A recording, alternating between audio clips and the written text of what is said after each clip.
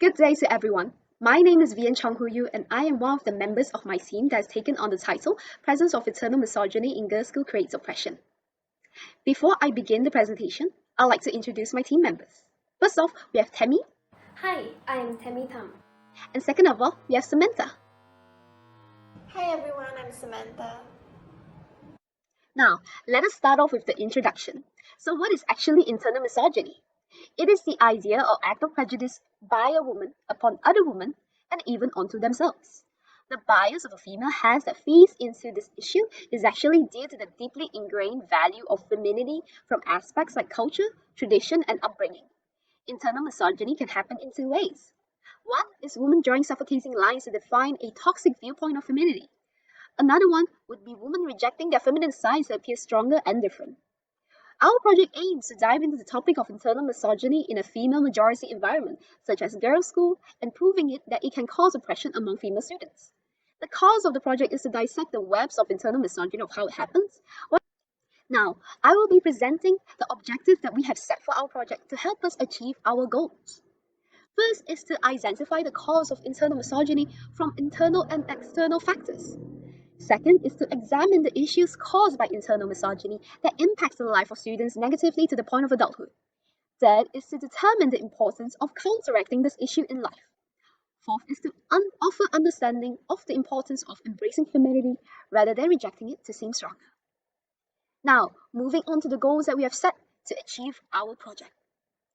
First is to encourage mutual understanding of female students that were the victim of this issue.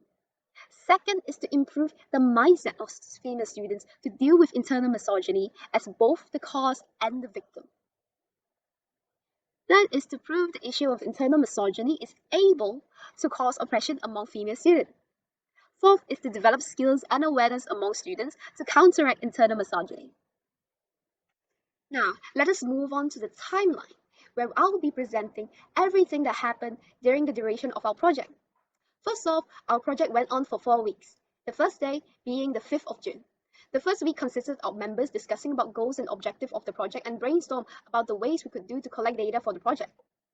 On the last day of the first week, a survey we made during the duration was shared around to everyone we knew. Moving on to the second week, where we publicized our survey on social media. We also made blogs and reached out to activists and well-known feminist influencers to interview. We also plan to have a big event in school to spread a very impactful awareness to our classmates, to our peers, and to even teachers. Week 3 was a hectic week as we were replying emails and gathering of surveys. This was also the week where we did a very large event we discussed before, which was very meaningful to us and to all the people that attended too. Week 4 was the final week of our project where we finished up all the interview we planned before, and in this duration is where we collected and compiled all the information we had gathered for our project. This was also the week where we finalized everything. Now, since I finished my part of the presentation, I'll pass this on to Tammy. Hi, my name is Tammy and I will be taking over the presentation now. I am going to talk about our data collection process. We collect the data through online surveys, interviews, and social media. The reason we use these methods is due to the pandemic that requires all of us to stay home. Therefore, everything is conducted online. First, I would like to start with the data collected from our survey. Here is a quick summary of our survey analysis. We received a total of 300 responses. The majority of our respondents are 17 years old and attend all girls schools. Many respondents believe that internalized misogyny harms society and creates a toxic category for women to fit in. We also reviewed whether or not their upbringing had an impact on them. We can see that even though many people say no, there is still a significant amount who say yes. Aside from those who say yes, the majority believes that their parents would treat them better if they were born a male. This demonstrates that this group of people may regard males as a superior gender. That's all for the survey. Now I would like to change direction and talk about our interviews. Firstly, we interviewed Miss Cindy Serena Bishop, a model, actress, host. Following that, we spoke to Miss Mawa Remy, a social media influencer, an actress in the film Kantoy. Then, we interviewed Hisha, who is an ex-student from an all-girls school. We learned about her experience as a leader in a female majority environment, how it affects her life, and how she overcomes it. Finally, we spoke with Dr. N, who has a PhD in therapeutic counseling with more than 30 years of experience. Lastly, we did our research by reading research papers with similar topics and articles available online. Well, I've covered the points that I needed to present today. Here now is Samantha Lee, who will cover the outcomes of our project. First, spreading awareness. We use different platforms to carry this out, which are Instagram, newspaper article, a blog, and an event. Without a doubt, anti-racist misogyny has been one of the hardest problems to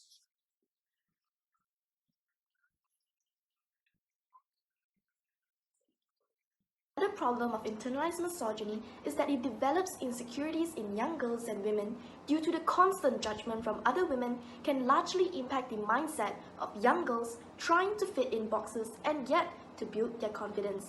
In addition to that, internalized misogyny also amplifies false values on women. Internalized misogyny also gives a false definition of feminism. The toxic view of femininity due to the internalized misogyny makes it difficult for people to understand the true meaning of feminism and gives out a wrong idea of it. After analyzing the data that we collected, we were able to filter out 7 main causes of internalized misogyny. Now, let's take a look at the causes, shall we?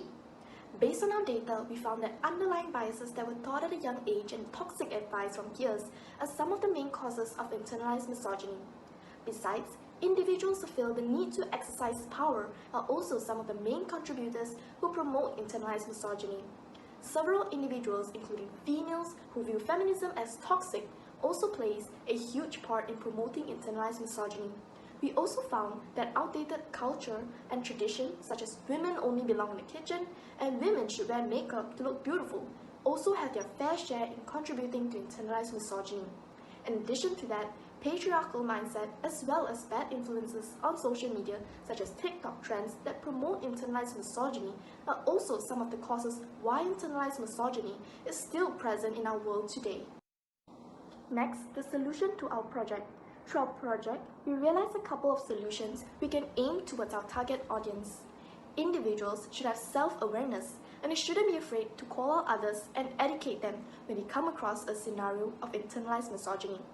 Besides that, parents and teachers should also educate their children and students on internalized misogyny from a young age so that they're able to grasp the concept of it and know how to differentiate between right and wrong.